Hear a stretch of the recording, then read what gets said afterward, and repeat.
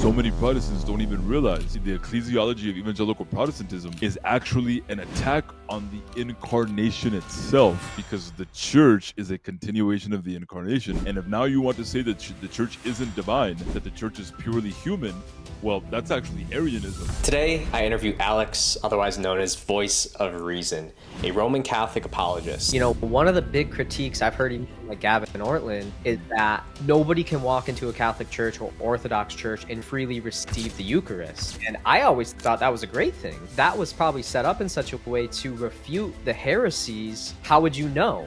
Like, how would you be able to separate the Christians? Yeah, he said, no, you can't partake in the Eucharist because you deny that Jesus was even incarnate. My whole intent with bringing Alex on the show was to learn firsthand what the Catholic position truly is.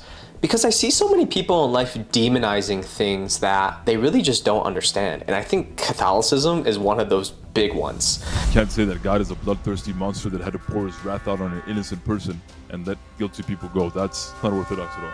And although I don't hold the same positions as Alex, I can still respect him enough to let him lay out his positions so that people can draw their own conclusions. And that's exactly what I did inside of this interview. It's not a debate. I don't challenge him on anything. I simply ask questions, listen, and agree to disagree on certain things. When, Protestants accuse the Catholic Church or the Orthodox Church of having a works-based salvation, you say, buddy, you obviously don't know your history very well, because you don't realize that that's a heresy that the Catholic and Orthodox churches condemned.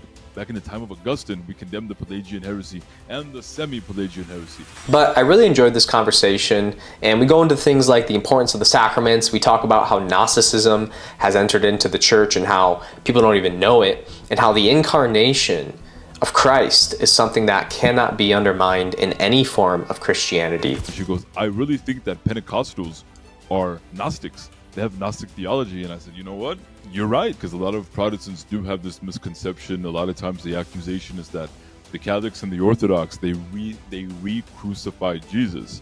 Right. And that goes against what the Epistle to the Hebrews says. But when they say that, you know that they're misrepresenting us, because that's not what we teach. So I think you're going to enjoy it if you give it a chance and you don't try to straw man it like most people will. And with that said, here's my interview with Voice of Reason.